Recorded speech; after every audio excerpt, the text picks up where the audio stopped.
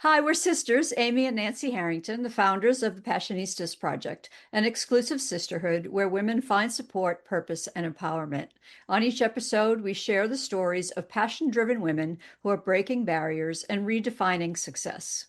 Today, we're talking with Lea Appleton, a fourth-generation Southern Californian connected to place through walking, from the beaches of the Pacific Ocean to the pinnacles of the High Sierra mountain ranges. She discovered hiking and Girl Scouts, but fell in love eventually with walking much later in life. She is enthusiastic about welcoming others into the joys of mindful walking, whether it's a multi-day long adventure or a daily walk in the neighborhood. So we're so excited today to talk to Lea Appleton.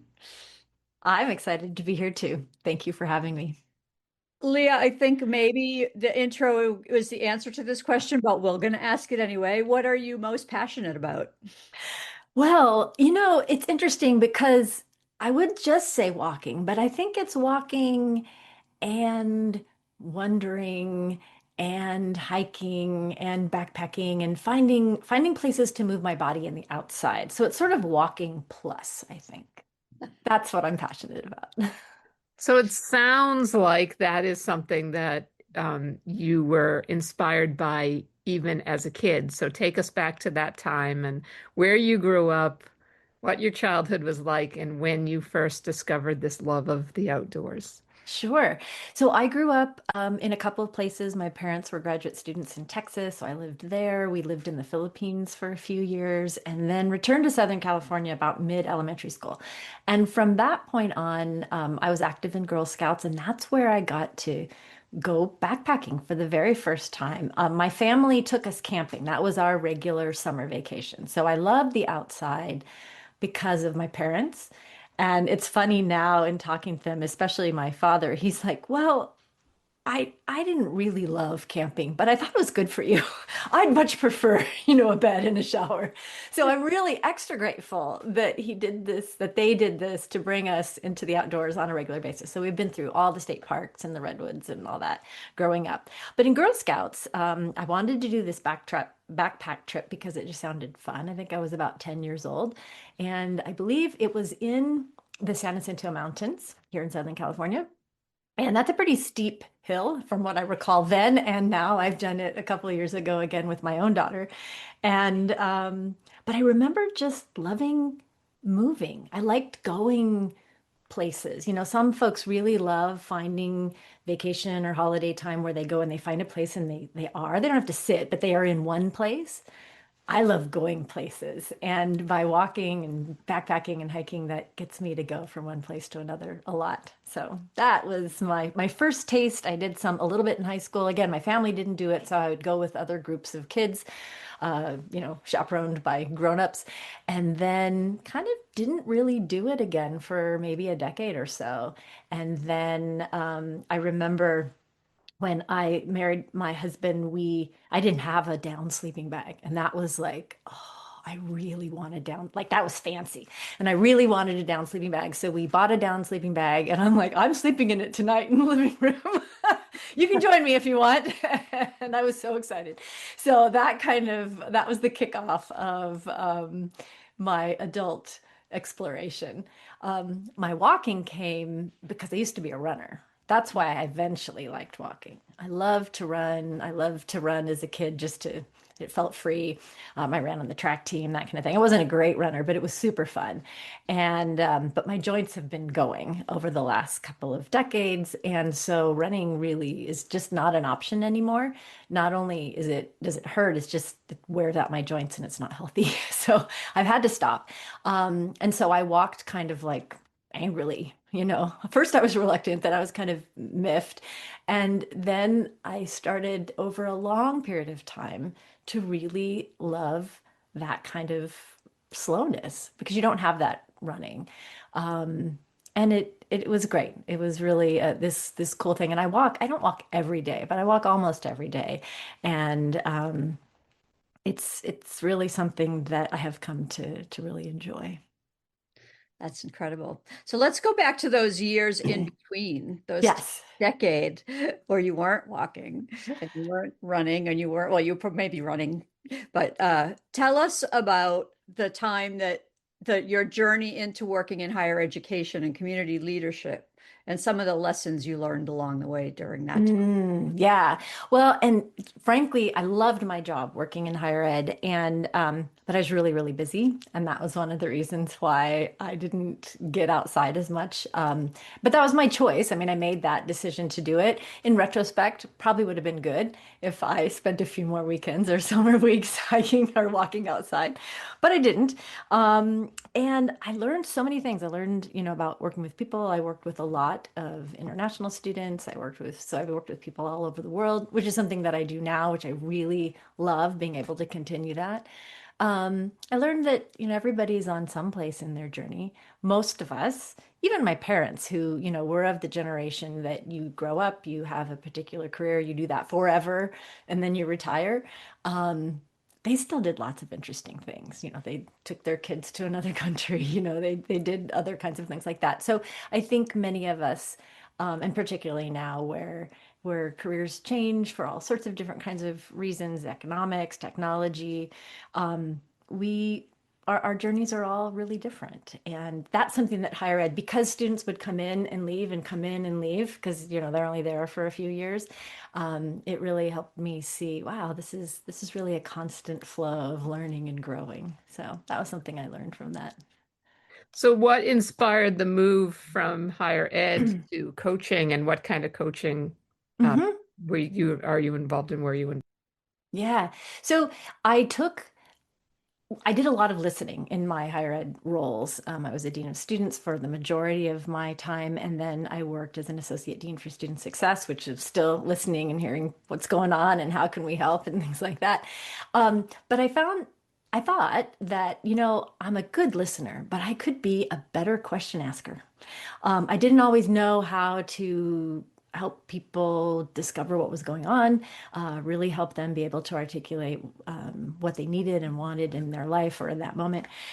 So I did a lot of research and did some professional development and took a coach training course. And I didn't really know what coaching was at the time. It was new to me, and I was really captured by it. I loved being able, it was the place where I didn't have to fix it.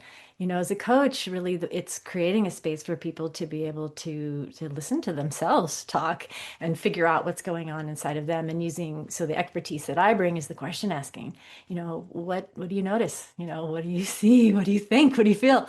And so that I really liked that switch. I had to help fix things that I couldn't fix in higher ed a lot. And so it was a welcome way of being with people. And then COVID kind of did it for me. That was a difficult time, I think, for lots of people in schools of all levels.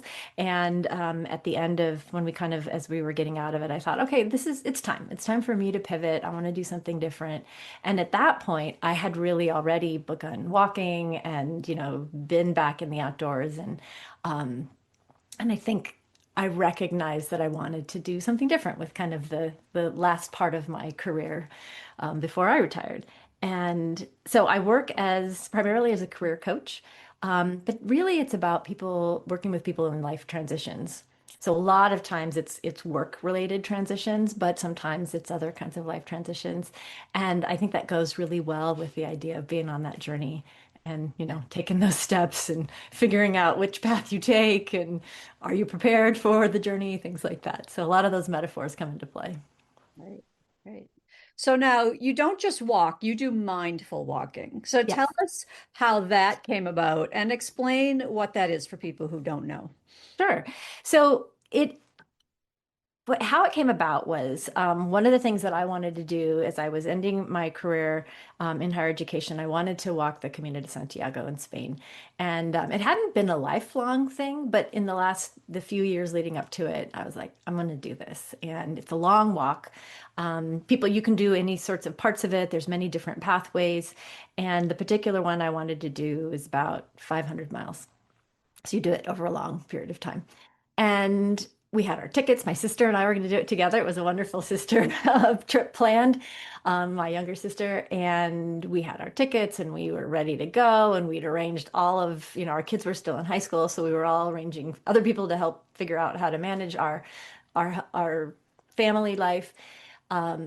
besides our spouses, and then COVID. And so it was May 2020, and Spain said, sorry, you can't come, and Air France canceled our tickets, and it was kind of a disappointment. So I had the idea that people walked. The idea of walking as a pilgrimage is to spend really time in quiet contemplation. But a lot of people spend it in talking too, because you meet people along the way. So there is this kind of combination of the quietness of being outside for long periods of time. But I hadn't experienced it. Backpacking's a little bit different for me. It's because I have to be mindful really where I put my step as opposed to I can't really get lost in my head the same way. Um, but so I wanted to create my own. Ultimately, I was disappointed I couldn't go to do the Camino, so I decided I'm going to create my own pilgrimage and I can do this. I live here, I can figure it out. And I decided that I was going to walk from my home to my sister's home. So it was kind of like the idea of walking together with her, which would mean that I'd have to somehow get out. I wanted to walk down the beach. She lives in Solana Beach. And so I didn't want to walk from here to the beach, so I decided I'd only take public transportation. So I walked to the train station, I got on the train, I got off, I took a bus, took me down to Seal Beach, and I walked from the Target parking lot in Seal Beach down to the coast, and then I began my journey. And it was a wonderful time. I had intended to do all of it. It was about 5 days. I intended to do it by myself to be in some quiet thought. And I didn't know what it was I was going to experience, but I knew I just wanted to do it. It was like, I've heard people talk about there must be something there. I wonder what it is. It was a real curiosity. And but then other people were interested. So my sister walked a day with me, my husband walked a day with me, and my 83-year-old dad walked a day with me. And that ended up being super great. So I had 2 days by myself and then 3 days with other people. So it was a wonderful combination. The next year, I was like, I'm going to do this every year. I'm going to do a pilgrimage every year. And I wasn't in a position. I was starting my business and really trying to get things going. I'm like, I can't really leave for a week. Plus, there's some costs involved, time and money. So, what could I do instead? And I thought, well, I could go on a whole day long thing. Like, why not? Let's try that. And I don't even remember how the idea of wayfinding came up, but I'm sure it was something I read somewhere that kind of sparked my interest. And I thought, well, I'm going to go on a wayfinding day and I'm going to find my way. And I had decided that there were a series of questions that I had in my head that I needed to answer, and I was going to go do that. That was my intent. But that didn't happen. What I found was I took the public transportation again, and I took the train out to Santa Monica, and I just started to walk, and my head was really busy. I have a busy head, a busy mind, that's very full, mindful, and FULL kind of way. And there's lots going on. It was a lovely day. People were out because it was February and the sun was out. So like, let's go to the beach and walk. And it was just like a lot going on. And so I was distracted and I'm looking at people and listening to sounds and I'm seeing all these signs of things. And I sat down. I got to about Venice, I think. It started to quiet down and I started to journal. And I started to journal about the signs that I had been seeing. And they were random things like we serve brunch on Sundays. I'm like, okay, I wonder, I wonder what that's about, you know? And there were more signs about businesses, about, there's lots, if you haven't been down to that section of the boardwalk, there's many different kinds of things going on. So I started to reflect on the signage that I saw, and then I noticed there were signs to slow down, there were signs to merge, there were signs to yield, and I began to ask myself those questions, like what do I need to slow? What do I need to stop? Where do I need to yield? What might these signs be asking of me right now in this moment and in my life outside this moment? And that's when I decided, oh, maybe for me, that's what wayfinding is. It isn't coming with the question of, I am going to solve this, which is sort of how a very analytical approach, right? I'm going to solve this problem and figure out what I'm going to do for the rest of my life. That was kind of the, the approach that I had taken. And instead, it became this like, I wonder. I wonder. And I began to walk. And then as I kept walking, I got to the destination where I thought I'd stop. And then I'm like, I'm going to just keep walking because I'm not ready to stop. And, it's 3 or something in the afternoon. I still had plenty of daylight. I was going to walk. And then I began to feel this calm and this really like, wow, maybe I don't have to solve everything.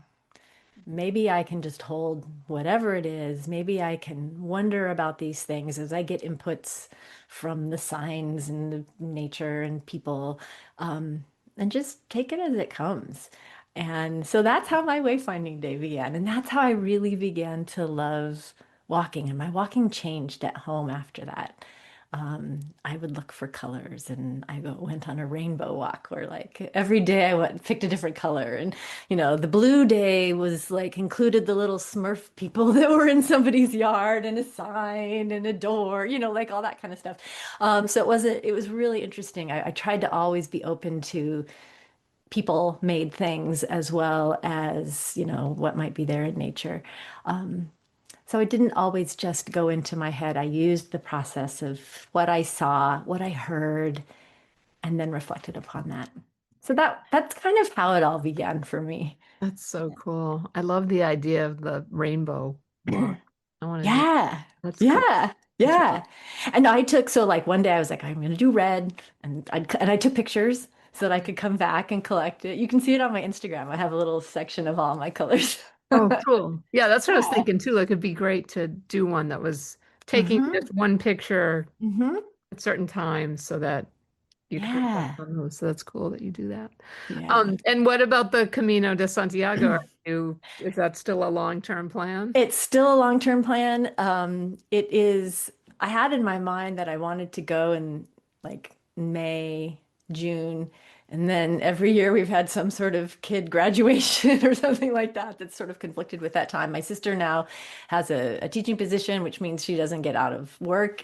So it's been a little bit awkward.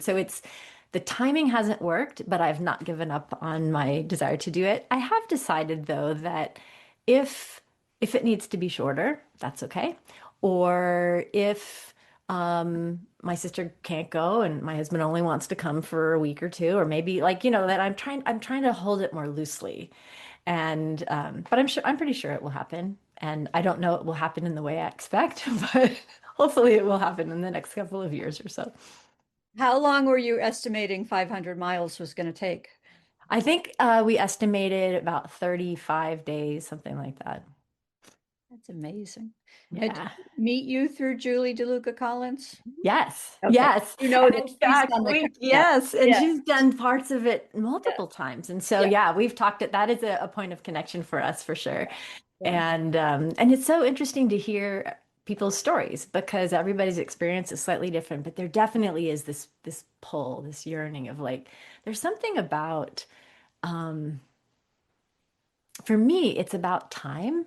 Like Mhm. really, there's so few places, even in my life now, where I have a lot more control of my schedule and things. I don't always feel abundant time. Mhm. And that was what was so delicious about being able to walk on that one day and be like, oh, I think I'm just gonna keep walking. Like, wow, when can I do that? So I definitely recognize the privilege in that. It's a really I feel fortunate to be able to have moments where I can, like my trip I was telling you about before we started the recording that last week where I spent hours hours walking and hiking in the backcountry. So being able to not have like I have to be here by 4:15 or whatever. Um, that I think is part of also what makes it work well for me. Yeah. But I also think it's an important lesson that you can make even just your typical daily walk more mindful. That Absolutely. if you walk to a bus stop, Mhm. can do that in a different way and not thinking about, oh, when I get to my place of work, I have to do these 10 things, but staying in the moment of, oh, I'm going to look for the color red today, Mhm. incorporating And that into your daily life. mhm. The idea of being mindful, because that was back to your other question, the idea of being mindful and mindful walking, I am a pretty strong believer that you can do almost anything mindfully, which means that you're paying attention. John Kabat-Zinn's famous quote is, "You're paying attention on purpose without judgment." And so, being able to pay attention, to be aware, to notice all those, to be curious, to wonder. You can do that around the block. You can do it to the bus station. You can do it um, in any form if you're intentional about it. And sometimes it takes practice, and it doesn't mean to just like clear your mind of nothing, but it helps. It's a focused type of awareness and thinking. And for me, it's more, I'm willing to just kind of go where the thoughts go. I mean, that may not be the official mindfulness approach, but it's like, oh, interesting, you know. So I don't necessarily invite them to leave. I kind of follow them and see where they go, and then they dissipate and something else comes in. And that helps me be more relaxed in the process of it. But you're right. I think that you can do mindful movement in all sorts of ways. All right. So now, how did this personal walking practice evolve into walking in groups with other people? Yeah. So I told people about the pilgrimage and they thought it was kind of cool and a little like, ooh, I don't know if I want to do that, right? But then when I said I did this one day and it was really great, there were a number of people who were like, I'd like to do that. Could you help me figure something out? And so I created some wayfinding days and I invited a couple, maybe 3 summers ago, I did some prototypes like, okay, let's just try this, see what it's like. So the first group was my friends. The second group was another group of friends plus a few others, and then my sister and her friends. And so I tried these various experiences where in fact, I found this the other day. I had a little booklet and so it was walking for clarity and calm, and there were places along the way that we would talk and notice and have intentional questions for people to answer. But it stemmed out of people asking like, what is this and can I do it too? And so that's how that began. And so that has been great. I did another one this summer where I collaborated with another coach friend of mine who also has published a book on haiku. And we did wayfinding haiku, where we did mindful practices on one stop. And then the next stop, like, let's collect a word bank for your haiku. And there's all this, rich visual and audio going on. We were down in Crystal Cove area of the beach. And so those have continued. But one of the things I noticed that as I did this every month when I first started, I thought, I don't know if I can sustain this. And more people were asking, I want to do this. So I wrote a book about it and took my experience, talked about the idea of wayfinding as this sort of external noticing and then using it for internal awareness. And in the process of writing the book, I discovered, oh, I'm doing mindful walking. I hadn't made that connection initially. Like it's not exactly completely the textbook definition of mindfulness, but it's pretty close. But I discovered it really on by doing it. And so the book explains, I have a copy here. Ta-da! You can get it if you like. It's on Audible and Amazon. And but I explained both what a mindful practice is just in general, which is the paying attention, right? The noticing, the being focused in the moment, being present in the moment. And then talked about how one can do that walking in all sorts of ways, or not walking, because not everybody is able to do that comfortably, safely. And so being able to adapt it into other ways that you might be able to be mindful as well. Tell everybody the name of the book. Yes, the book is Walking and Wayfinding. Here, I have to read it like I don't know it. Walking and Wayfinding, create your own mindful practice one step at a time. Beautiful, beautiful, Yeah. beautiful. Yeah. So do you have any people who have come back to you from these experiences and shared with you how this has been a transformative experience for them? hmm Yeah, one of the things, there are a couple of things that people say. One is that they were intrigued, but they didn't know what to expect. And they didn't expect to come away with like some clarity and calm, actually. This sense of being, oh, when I'm paying attention to myself, they weren't exhausted and tired. They were kind of open and relaxed, and they were able, even though I said that, the idea of solving the problem isn't necessarily the intent, or maybe the intention, but might not be what happens. I think for lots of people, things unravel, right? Or they are less tangled at the end of a time of walking. So people have shared that. Um, they didn't expect to like it as much as they did. The haiku one was really fun when people were talking about how, like, they hadn't thought about doing a mindful practice, and then haiku is really a form of reflection back on the things that they hadn't made that connection, like, oh, I could do this, and now I feel like I have two tools and skills that I can use for that. I think I mentioned I'm planning. I don't have a date yet set for it, but I want to do with another friend of mine. Wayfinding watercolor. And so that's something that I'm hoping to do. We may need to wait till it cools off a little bit. It's a little hot right now for most of us in Southern California. Um, but yeah, so people, I think, are primarily surprised that it's as fun and cool as it is. Yeah. So, how do you see mindful walking fitting into the broader landscape of mental health and well-being today? Yeah. Well, I mean, there's a lot of science that backs up the idea that well-being can be improved by being in nature, by being outside, by moving our bodies in easy, relatively easy, calm kinds of ways. But I think the thing that I really like about it in terms of mental health is that, you can take a walking break. Most of us can take a walking break where we work or where we live. That's really short, and even a short amount of time of just pulling yourself away. For me, it's like I'm on the computer a lot, and I need to just go be outside. And the movement, that it's relatively accessible. It's not really expensive. You don't have to have green space in order to do it. Like, I've done lots of walking in cities, walking along sides of roads, and finding that to be, it's a different experience, but it is, I would dare say it's equally as expansive for me. It's just different. And so I think you can do it wherever you are.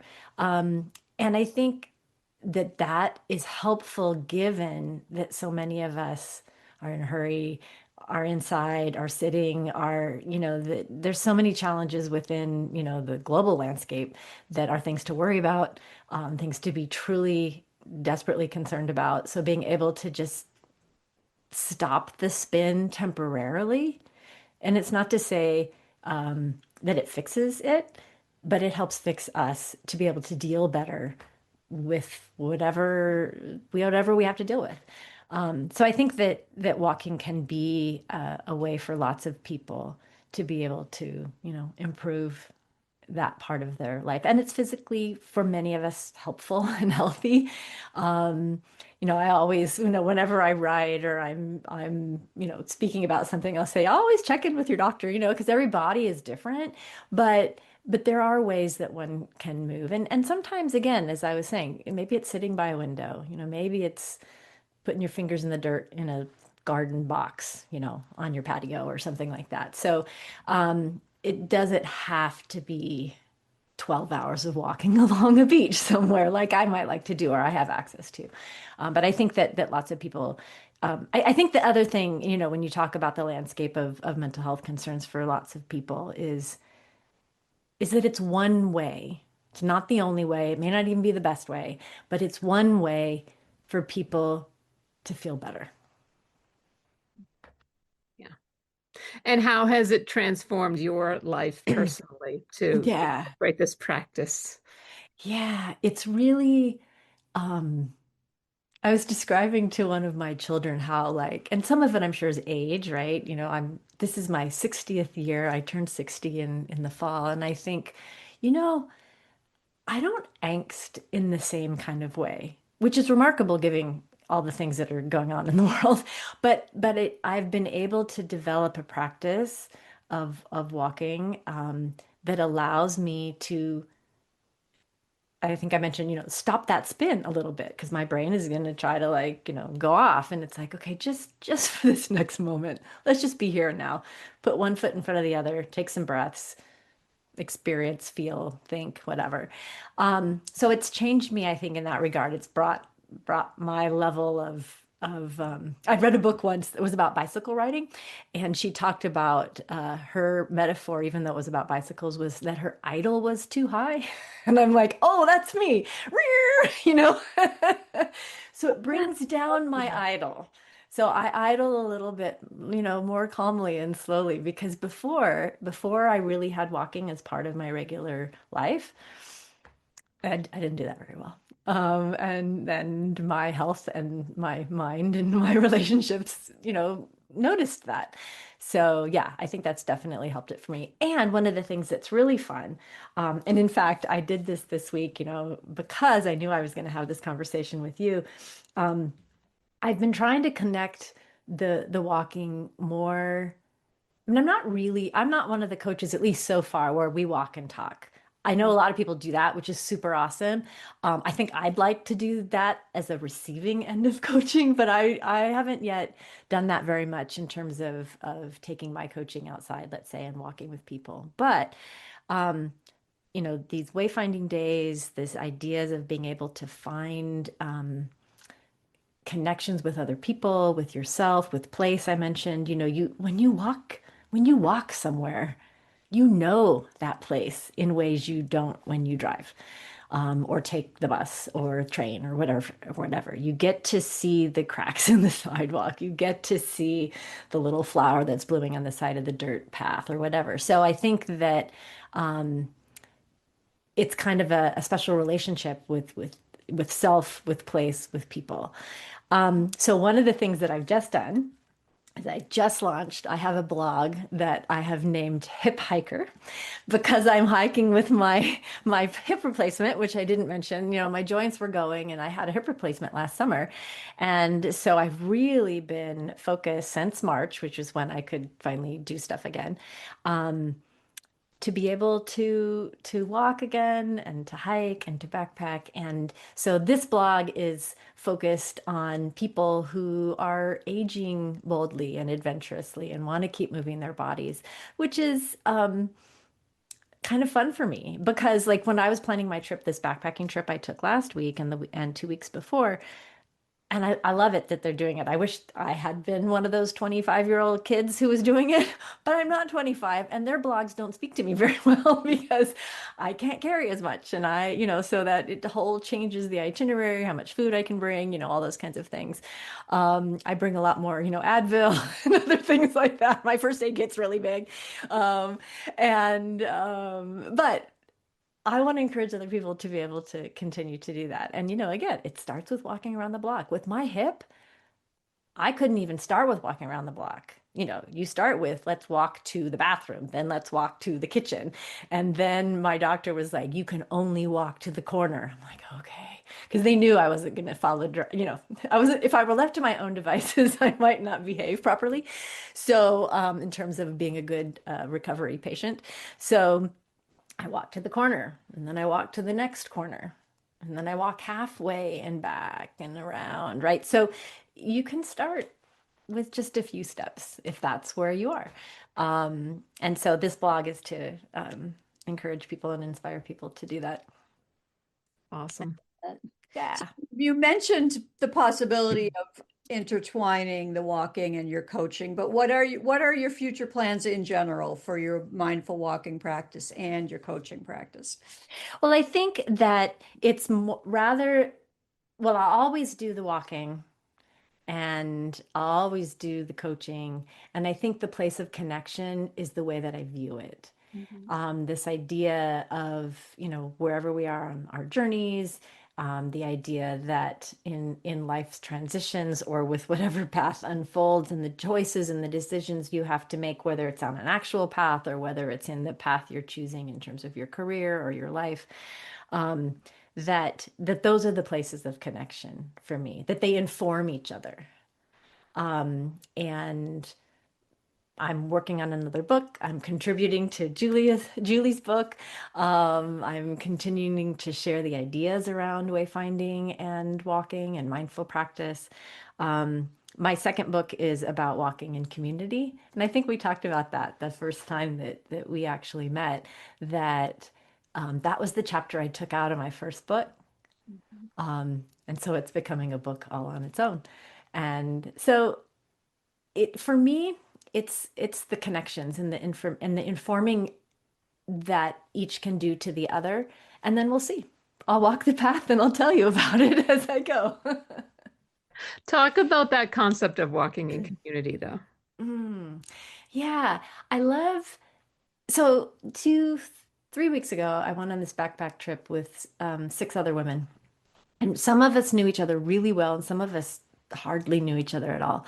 And it was a it was like a microcosm of the walk. So sometimes you walk together, sometimes you walk separately, sometimes you wished you were in the front and you wished they'd slow down, and sometimes they wished you'd hurry up. And the do we stop here? Are you hungry? Like, so having to negotiate, having to communicate, having to take into consideration and regard other people's experiences. That I think is on a long community walk or hike or backpack trip, is required. But the other thing is, I always think about in terms of walking. I have a regular walking partner, and she and I have, we might go for an hour or something once a week. But you're walking in next to each other. So it's kind of like parallel play. You're not facing each other. There's not this sense of like, so your engagement's different. Like you're listening, but you're side by side. And so there's something about that. It reminded me, and I think I shared this idea with you before. It reminded me of when I would like drive and talk to my kids when they're in the back seat, like they would tell me things that they might not tell me if I were sitting like in their room going, "So, how was your day?" They'd be like, "Leave me alone, mom," right? So in some senses, I think there's a freedom when you're walking with someone and just next to them. But then there also is time where you don't talk, where you're just present. So this idea of being present in the moment with someone, it's almost as if they're witness to your steps or they're witness to your space. Um, and so, especially if you have someone that you do that with regularly, you become comfortable in ways of talking and not talking. So I'm exploring that. I'm exploring how the idea of communication happens, how the idea of building resilience. One of the things that's really important to me in the work I do is resilience. And one of the places that people can build that is in community and connection. So if not feeling alone, and other ways feeling calmer and more relaxed, right? So I think that the walking with people connects a lot of different pieces of being able to build a resilient self. But I'm still exploring that. I'm still writing, still thinking. Um, but I think that there's lots of possibility. And what is interesting to me is I don't always walk with other people. I like to walk by myself. And I sometimes will catch myself like I'm going to call, no, actually, I'm just going to go by myself. So being able to know that I can do it both ways, and they're different, and they both can serve me well. So, how can people learn more about what you do and get in touch with you? Sure. Well, hiphiker.com just launched, so you can go on there. There's not much there yet, but I have 55 walks that I've done since I turned 55. I'm in the process of writing them all up. And so over the course of August, it'll officially get more filled up. I can also I have a website that is appletoncoaching.com, and that talks about my coaching things. And I'll give, because it's just official. I just got my letter from the county of Los Angeles. I am in the process, and I'll announce it here. I am in the process of changing my business name from Appleton Coaching to Wild Wayfinding, because I think there is something that captures a little bit more of the spirit of the kind of coaching that I do. And so eventually, appletoncoaching.com will become wildwayfinding.com. So that's kind of fun. Congratulations. That's a huge step. Absolutely. And you can find me on LinkedIn, and I have an Instagram and Facebook and all of that with my name. There aren't too many Lea Appletons, Lea Appleton. So people can find me there as well. And I'd love to connect. Awesome. So one last two-part question, Okay. which is, what is your dream for yourself and Mm. what is your dream for women? Mm. My dream for myself is that I can know how to grow and build what I'm doing within the world and how to also let it go. because at the age that I am, I'm not going to be doing what I'm doing now for the next 20 years. I'm in a different phase, right? So knowing when to grow and know when to let go. So that's my dream for myself because I think knowing myself well, I can get into the head. I might start thinking a lot. So I might have to do awful lot of walks over the next 10 years or so. But that's a dream for myself to have a sense of true knowing of which and when is the right call. And what I hope for women, mm, this is it kind of catches me in my throat as I think about this, because what I really, really hope for women is that it just isn't so hard. Because I think that in spite of all, particularly, I mean, whether we're talking about the United States or North America or the world, there are definitely people who have a lot more rights, a lot more privileges, a lot more access, and it's still hard. And so I guess my dream would be that it becomes less hard, that it becomes smoother, there's more ease, more calm, that it doesn't feel like a fight or a struggle quite as often as it might for many of us. Yeah.